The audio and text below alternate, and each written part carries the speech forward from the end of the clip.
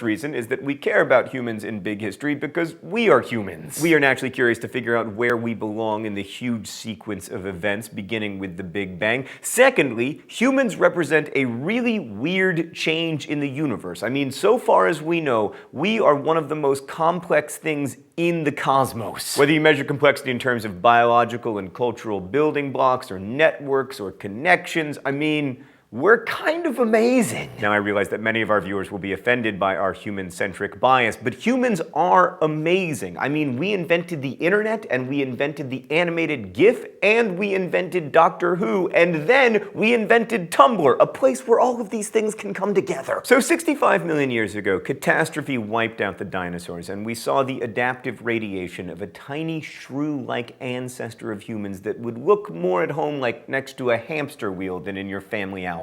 Let's set the stage in the thought bubble. So the slow waltz of plate tectonics continued to pull Eurasia and the Americas apart, expanding the Atlantic Ocean. Primates colonized the Americas and, separated by the vast Atlantic, continued their separate evolution into the New World monkeys, which is not a band name, although it should be. Then, around 45 million years ago, Australia split from Antarctica, and while mammals outcompeted most marsupials in the Americas, except animals like possums, Australia saw an adaptive radiation of marsupials. This, of course, meant that later, about 100,000 years ago, when the Americas were having their share of mammoths and saber-toothed tigers, Australia was having a spell of gigantic kangaroos, marsupial lions, and wombats the size of hippos. Then, somewhere around 40 million years ago, India, which had been floating around the southern oceans as an island, smashed into the Eurasian continent with such force that it created the world's tallest mountain range, the Himalayas. Meanwhile, in Africa, primates continued to evolve, and 25 to 30 million years ago, the line of the apes diverged from the old world monkeys. And no, neither you nor a chimp is a monkey, nor did we evolve from the monkeys that are around today. Those are like our cousins. Moreover, we did not evolve from chimpanzees. The chimpanzee is a cousin as well, not an uncle. We are not more highly evolved than they are. Instead, our lines of descent split off from a common ancestor with chimpanzees about 7 million years ago. Then chimpanzees further split into a separate species, the bonobos. Knowing about this common ancestry tells us a lot about our shared traits with other primates. For instance, we all have fairly large brains relative to our body mass. We have our eyes in the front of our heads from the days when we hung out in trees, and depth perception was an excellent way of telling how far away the next tree branch was so as to prevent us from plummeting to our deaths. And we also have grasping hands to make sure, that you could hold on to the branch in question. Primates also have hierarchies, social orders, whether male or female led, that determine who gets primary access to food, mates, and other benefits. Thanks, Thought Bubble. So our closest evolutionary cousins, the chimpanzees, can tell us a thing or two about shared behaviors. For one thing, while all primates have a hierarchy of alphas and betas, humans and chimps, who share 98.4% of their DNA, are the most prone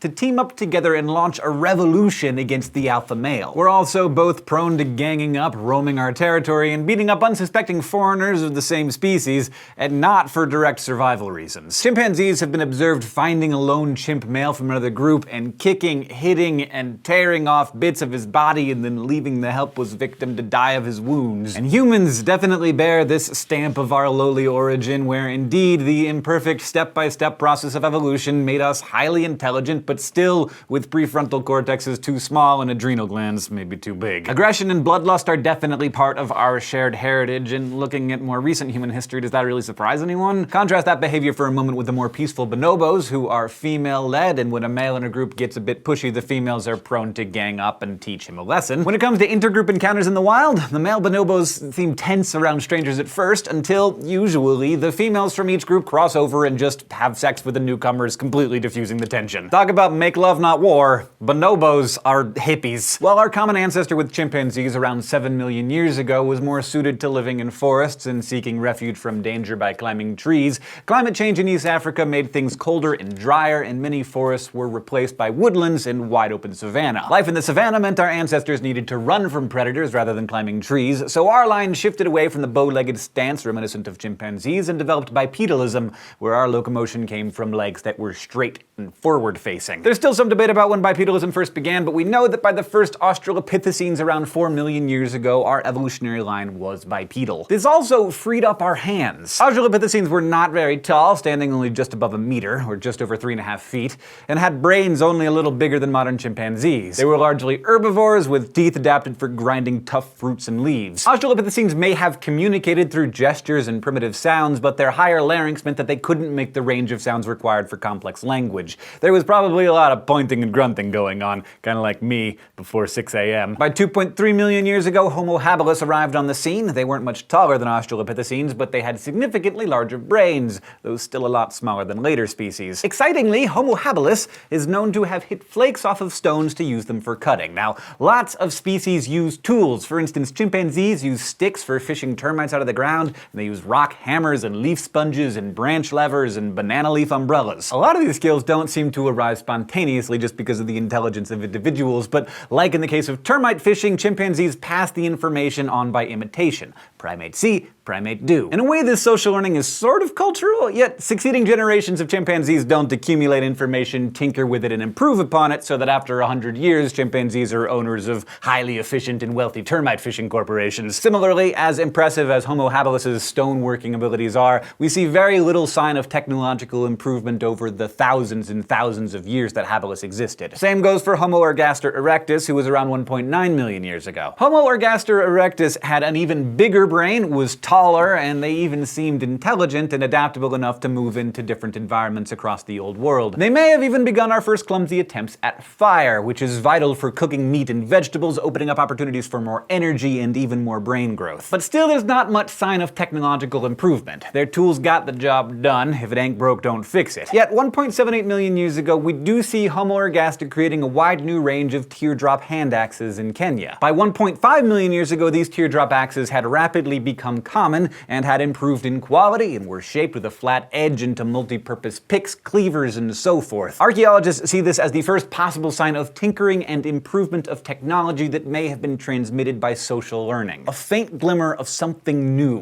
Why is this important? Well, humans didn't get to where we are because we're super geniuses. It's not like the Xbox One was just invented out of the blue one day. It was an improvement upon the Xbox 360, which was an improvement upon earlier consoles, arcade machines, and computers, and backward onto the dawn of video games. In the same way, we didn't just invent our modern society by sudden inspiration. It's the result of 250,000 years of tinkering and improvement. This is where accumulation matters. It's called collective learning, the ability of a species to retain more information with one generation than is lost by the next. This is what has taken us in a few thousand years from stone tools to rocket engines to being able to have the Crash Course theme song as your ringtone. Progress. If there was collective learning in Homo ergaster, it was very slow and very slight. This may have been due to limitations on communication, abstract thought, group size, or just plain brain power. But over the next 2 million years, things started to pick up. Homo antecessor, Homo heidelbergensis, and the Neanderthals developed the first systematically controlled use of fire in hearths, the first blade tools, the earliest wooden spears, the earliest use of composite tools,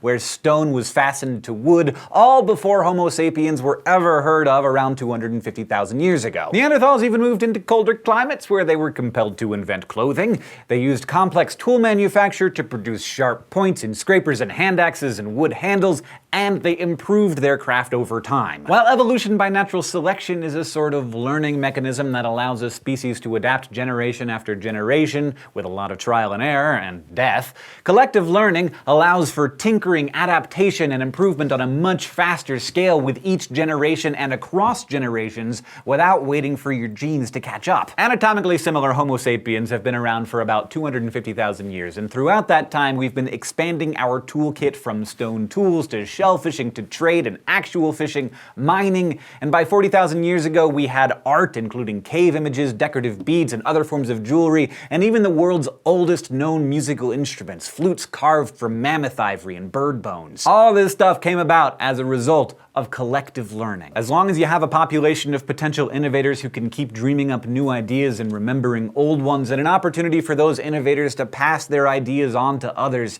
you're likely to have some technological progress. These mechanisms are still working today. We've got over 7 billion potential innovators on this planet and almost instantaneous communication, allowing us to do so many marvelous things, including teach you about big history on the internet. So life for early humans was pretty good. Like, foraging didn't require particularly long hours. The average workday for a forager was about 6.5 hours. When you compare that to an average of 9.5 hours for a peasant farmer in medieval Europe, or the average of 9 hours for a typical office worker today, foraging seems downright leisurely. Quick aside, I work 30 minutes a day less than a peasant farmer in medieval Europe. That's not progress. Stan, I want more time off. Stan just pointed out that I have a chair, something that peasant farmers in medieval Europe did not enjoy, and I want to say that I'm very grateful for my chair. Thank you for my chair, Stan. Anyway, a forager would go out, hunt or gather, come home, eat, spend time with the family, dance, sing, tell stories. And foragers were also always on the move, which made it less likely that they'd contaminate their water or sit around waiting for a plague to develop. And with their constant walking and their varied diet, foragers were in many ways healthier than the peasants of ancient civilizations. They were also in some ways healthier than us, but we have antibiotics for now, so we live longer. For now. The classical view of foraging life is best expressed by Thomas Hobbes, who wrote, "No arts, no letters, no society,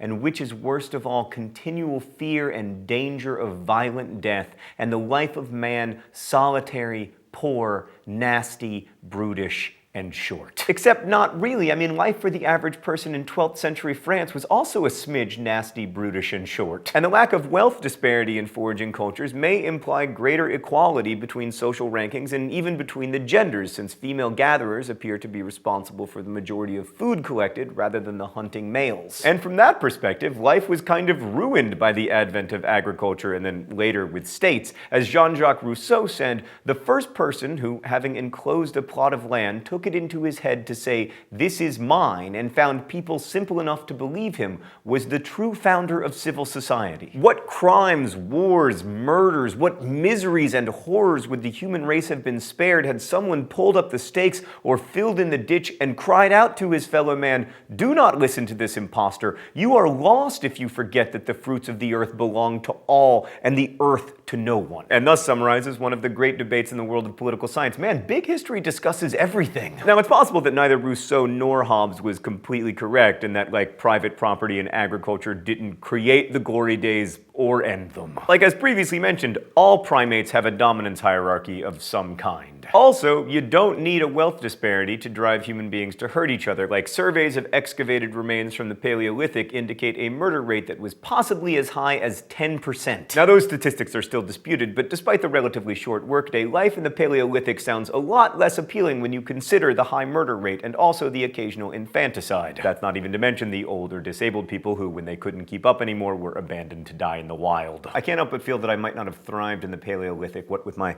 visual impairment and general lack of interest in hunting. Anyway, we call this the Hobbes versus Rousseau debate, and it's still unresolved. I mean, humans may have been corrupted in many ways by society. On the other hand, it's possible a lot of the crimes and follies of human history may just be symptoms of our coping with the bad wiring left to us by evolution. You know, humans are a bit of an obsolete machine. We aren't particularly well suited to the many lifestyle changes that have happened in the past few thousand years, faster than our genes can keep pace with. But how you interpret the lives of early human foragers largely determines your view of history and also the fundamental nature of the human character.